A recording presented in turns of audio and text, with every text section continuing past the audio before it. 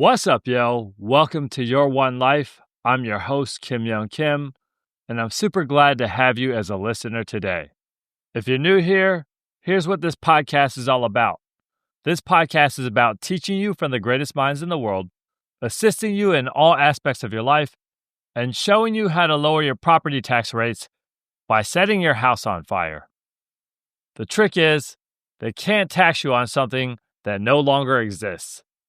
All right, so today's episode is all about showing gratitude towards others and how it's going to impact your life in the positive. And in this episode, I talk about giving people their flowers now. I talk about being honest and telling them how you feel about them and making sure that they know that they're appreciated and how you can make this a way of life. And I made a commitment to make sure that this has happened in my own life. As a matter of fact, this time last year, I faked my own death. And then I got into a super elaborate disguise. I went and sat in the back of my own funeral and listened to people as they said all these wonderful things about me. And at the end of all the eulogizing, I stood up and said, "Couldn't you people have told me this when I was alive?" Now, fast forward a year later, and most of my friends and family won't speak to me. But that's not what's important. What's important is my ego has grown larger than the Titanic. All right, so if you listened to the last episode, you know that I did some live podcasting at an event hosted by Motor Cars of Atlanta and Lamborghini Atlanta. And you heard me mention about how great the experience was for me, and that's real. From the first email to the final delivery and beyond, I've had a great experience working with them. In particular, my interaction with Bree Kavler, the Client Engagement and Marketing Director of Motor Cars of Atlanta, and also with the rest of the team, including Brandon Sazi, the GM and Managing Partner of Motor Cars Atlanta. This was a great experience, and one of the many things I have to say about them is they know how to treat their talent right. And I made sure to express these sentiments in closing emails of gratitude to them about my experience. And one effect that happened as I was experiencing this gratitude is I started thinking about past events where people who hired me treated me well. See, in the past, I used to do these gigs where I would perform stand-up comedy and freestyle rapping, and sometimes I'd be hired to perform freestyle rapping just by itself, and I would perform at these private events, galas, corporate events, conferences.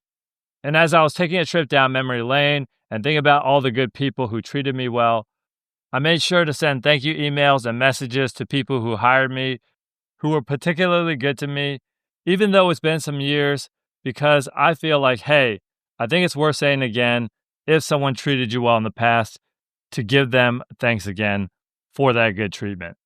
And I've gotten responses from most of the people that I did email and message, and they've all been positive. And most of my interactions with people who have hired me have been positive.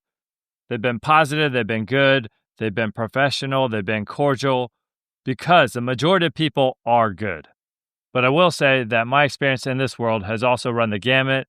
There have been instances where as soon as I got done with my performance in which I did a great job and delivered the goods, the people who hired me became super transactional, and all of a sudden, all the good relational vibes went out the door. Now, whenever I'm interacting with someone new or working with someone new, I always play the wait and see game. I wait and see to figure out, are they KGB operatives? And if they are they the nice ones? But real talk, you get to see what people are really like after they get what they want from you. Because you already know everyone's nice to you when they want something from you, but how they treat you after you all do the thing is what really matters. And regarding the people who didn't treat me well after the fact, it's all good. I don't hold any grudges, and perhaps these people may have grown since my experience with them. But regardless of if they have or not, I can't spend time thinking about them, because what I need to do is I need to spend my mental energy reflecting on the good things that are happening in my life, the good things that have happened in my life.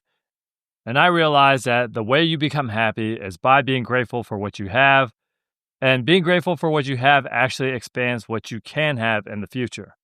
And so that's what I've been doing a lot more of lately. I've been asking myself, what else do I have to be grateful for?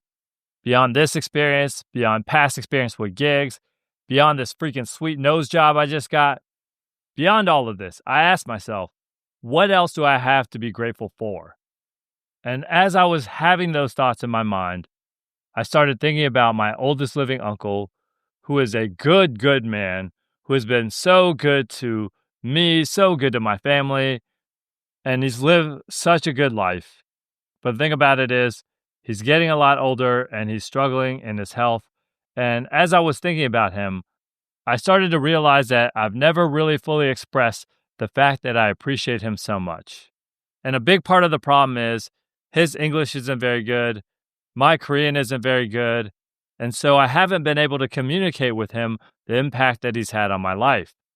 I did try to do it once with a pair of hand puppets, but he just thought I was drunk and being silly. And he was right about that first part. But as I was thinking about my uncle, I said to myself, he needs to hear how much I appreciate everything he's done for me. And I drew inspiration from a book called Nonviolent Communication by Dr. Marshall Rosenberg. And I actually did a 3-episode series on the book last year.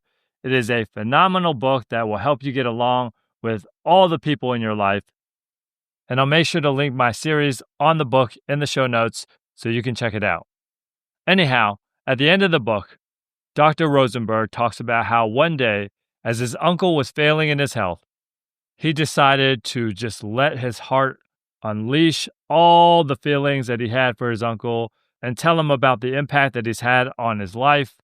And he was worried that his uncle was going to be embarrassed, but instead, his uncle received those words joyfully. And then what Dr. Rosenberg did is he went home, he got super inspired, and he wrote a poem about his uncle's impact on his life, and then he gave it to him. And as I was reflecting on my own uncle's presence in my life, I remembered this part of the book, and I said to myself, my uncle needs to have the full understanding of the impact he's had on my life while he's still here. So I decided that I need to write him a letter, and I'm going to have it translated into Korean. And before I go any further, I think this goes without saying, but I love and cherish my own family. I love and cherish my mom, my dad, my brother. They are good people, and they are my freaking heart. But they know how I feel about them. They've received these messages in letters and cards and through our interactions. But my situation with my uncle is very different because he doesn't fully understand, and I feel the urgency to tell him this now. So the next morning, I'm at a coffee shop. I'm making a list of the things that I'm going to put in this letter. And I start thinking about all the great things that he's done for me, what he's done for my family. And then I start thinking about how this man has been there for me my whole life. And then I just started getting in my feelings. And then I remember the Soul Pancake video, which if you don't know who Soul Pancake is, it's actually started by the same person who started Kid President. And it's a YouTube channel that does a lot of really good work. And in this video that Soul Pancake made, they had people write about an important person in their life and to write about the good things that they did for them. And then the folks at Soul Pancake actually made these participants call this person up and read out what they wrote to them. I remember how great that video was, so I decided to watch it for inspiration. And then I started getting in my feelings more. And what I learned that morning is, if your eyes ever get sweaty in public, a trick is to tell people you just been pepper sprayed by the police and they will leave real quickly and they won't come back. But jokes aside, that was a great video and I'll make sure to tag it in the show notes. And after doing this exercise of thinking about my uncle and the good things that he did for me and watching this video, that afternoon I felt this deep gratitude towards my uncle, towards life in general, and it felt like my emotional well was completely filled up. And then I started thinking about professional athletes who take out a full-page ad to thank the cities that they played in after they retire, or even to thank them after they get traded or they end up leaving. And the reason why they do this is because these cities have been integral in their development. And I thought about my uncle, and in that same way, my uncle has been integral in my development. And this is my version of a newspaper ad for him. Now, this is my big uncle. He's my kun wesamchun, which is basically my mother's older brother. And in Korean culture, the way it works is you call your uncle or aunt by a title that explains exactly who they are based on their relationship with your parents. So I have different terms for my uncles and aunts on my dad's side of the family, and the terms are even based on if they're older or younger than your parent, and also if they're your parent's brother or sister. And this is why I think it's so hard for me to call older people by their first names, because this thinking has been ingrained in me. And it's always the older guys who correct me when I address them as Mr., and then they're just like, hey, just call me Chuck. And I respond, sir, I'd much rather call you Mr. Norris because I am in fear that you will roundhouse kick me through all three of the stars in Orion's belt. All right, now back to my uncle. It's important for me to give him his flowers through a letter, but I'm also giving him his flowers through this podcast. A little bit about my uncle. He is a kind and generous person. All of that goodness overflows from him, and he is just such an awesome dude. And as I talk all these good things about him, it's also important that I say that he did not just do this alone, that he also married well. And my aunt, who was a great life partner for him, was also a wonderful person and so good to me and also so good to my family as well. Unfortunately, she passed away 19 years ago. But the good news is he got remarried to a wonderful woman, my step-aunt, and she is also a super kind and gracious person, and she is such a perfect life partner for him. So my uncle has been in 2 great marriages, and he's done a lot of good alongside the 2 wonderful women he's married. And as I say, he's a good man. He wasn't just good to my family and to myself. He's also been good to everyone. All of his time in America, he was a small business owner, and he's treated his customers so well and with so much kindness that they actually brought him Christmas presents every year in appreciation for all that he's done for them. He's also a pillar to his community. He's been a church elder for a very long time. He's made a lot of money in his life, and he's given a lot of it away. And beyond all the good things that he's done for the world at large, he's also been a devoted husband and a father to 4 great kids, my wonderful cousins, one of whom will also get a letter of gratitude from me.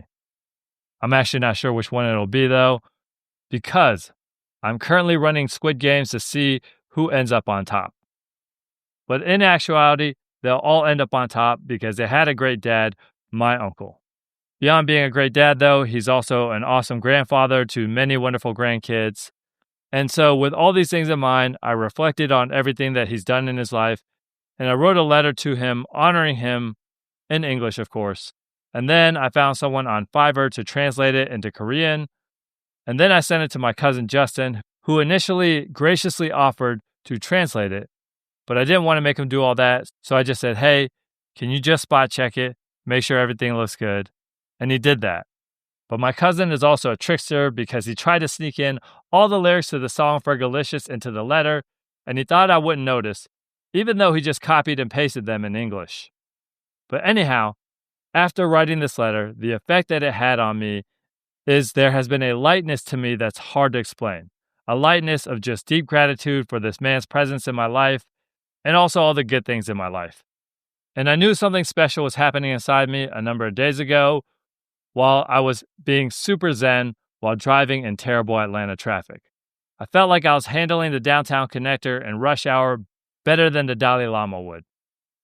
And now, as I'm feeling this great gratitude, it reminded me of many of the good people who have impacted my life. It reminded me of my favorite teacher in high school, Mr. S., who was an amazing teacher and the reason why I got into teaching in the first place. And a few days ago, I revisited some of the emails that I wrote him. One of them was when I was fresh out of college, and another one was one that I sent 5 years ago. And in those emails, I expressed a lot of gratitude towards him about his impact on my life. And you're probably wondering, did he respond? He actually didn't. I don't know if he actually read those emails.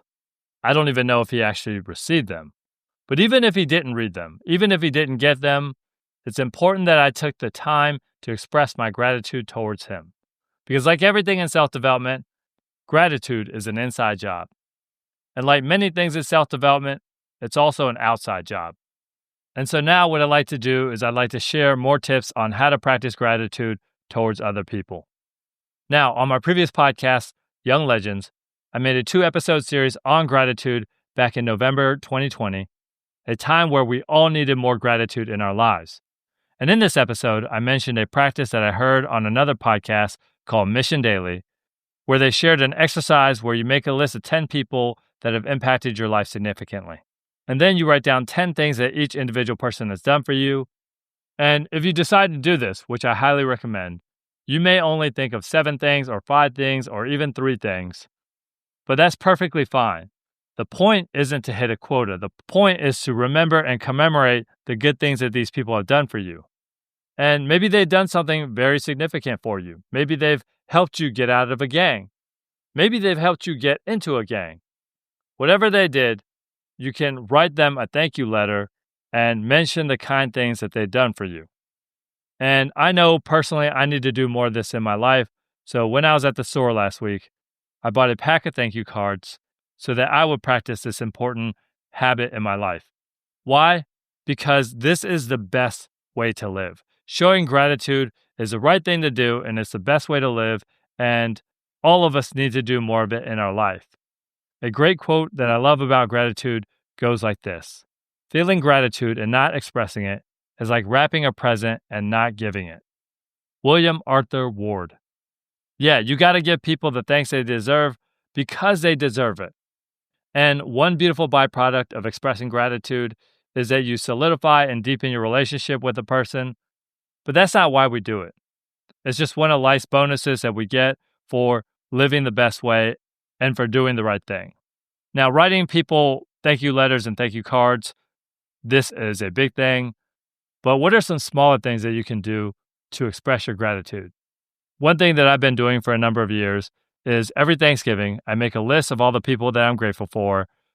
And then I send each of them a text saying, "Happy Thanksgiving. I'm grateful for your presence in my life." Why? Because this is the best way to live.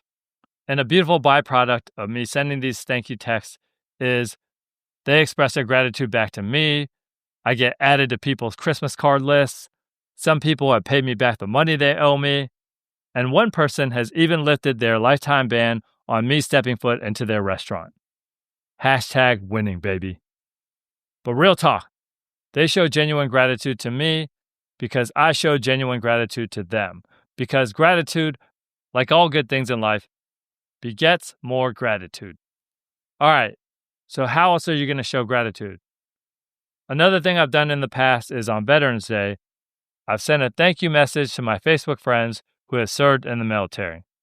And anytime I see someone in a military uniform, whether it's at the grocery store, at the airport, even when I'm driving by them and they're walking on the sidewalk, I make sure to thank them for their service because I am genuinely grateful for their service and I want them to know. Okay, so Thanksgiving, Veterans Day, running into random veterans, this isn't going to happen on a regular basis. So how can you practice gratitude on a regular basis, on a daily basis with others? One thing you can do is if you've had a good experience at a business, you can give them a mention in a post or a story on social media. By the way, shout out to my service provider homies. You're actually going to be able to find my devoted mechanics, my handyman friend, and my window tint provider in the show notes. Go check them out if you're in Atlanta and you need their services, and tell them I sent you.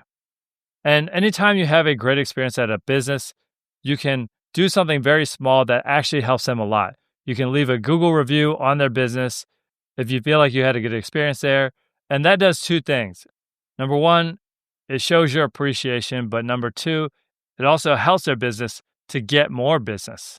And this is something I did just last night. Here's what I wrote in my Google review. This is the best cheesecake factory in the city, according to my date. And yes, this is something that we can do on a regular basis for anyone who provides good service to us. And when it comes to expressing gratitude, the key is to say thank you however you can, because this is the best way to live. There's the right thing to do.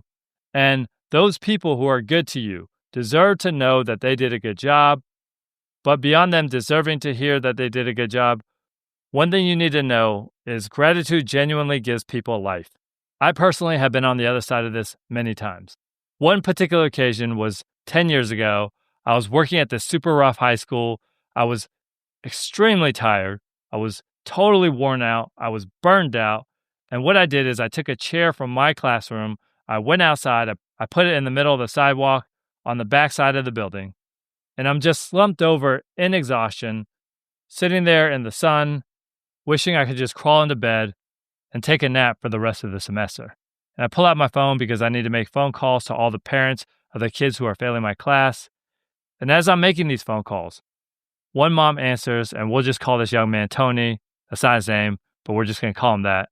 And him and his boys were just complete pains in my butt. Anyone who's worked with teenagers knows that when it comes to kids who want to act up, they always get exponentially stupider when they're in a pack. So anyhow, I'm calling this kid's mom, and I say, "Ma'am, sorry to bother you, but I'm Mr. Kim. I'm your son's world geography teacher, and he's failing my class." And she's bewildered. She's like, "Failing? How is he failing your class? He loves your class. He says your class is his favorite class." And I was totally caught off guard. I was super shocked because he didn't express this in any way, shape, or form in my classroom. But as I was shocked, something happened inside of me. It's like a jolt of electricity just ran through my body. I can't explain it, but I felt completely jacked up. I sat up straight, and I felt like Popeye probably does after eating spinach, or maybe like a Kardashian when they catch a glimpse of their own reflection. And now, all of a sudden, I'm feeling energized. It put a pep in my step that powered me throughout the rest of the day, but it also helped fuel me through the rest of the school year. So why say thank you? Because people deserve to hear it, but also because as they impact our lives, we impact their lives back by stating our appreciation. Now, going back to Marshall Rosenberg's poem that I mentioned in the beginning of the episode, that poem that he gave his uncle had a huge impact on his uncle's life. His uncle actually had that poem read to him every single day until he passed away. Now, personally, I haven't been able to give my uncle this letter yet, but I will give you an update in a later episode after I've given it to him. But I felt so compelled to tell y'all about this experience because of how impactful it's been on my life. And through this recent experience, I'm reminded that not only is gratitude powerful in affecting the people that we thank, but it's also powerful in affecting us after we express that gratitude. Now, going back to that Soul Pancake video in the beginning of the episode, the people in that video were actually part of a larger study on the effects of gratitude on the happiness of those expressing it. And each person who participated in the study, who wrote words of gratitude, and who expressed those words of gratitude, their happiness went up. One person's happiness went up 19%. And there's a great reminder to all of us that we have a lot of control on our own personal happiness. And it reminds me of this great quote that goes, "It's not happy people who are grateful, but it's grateful people who are happy."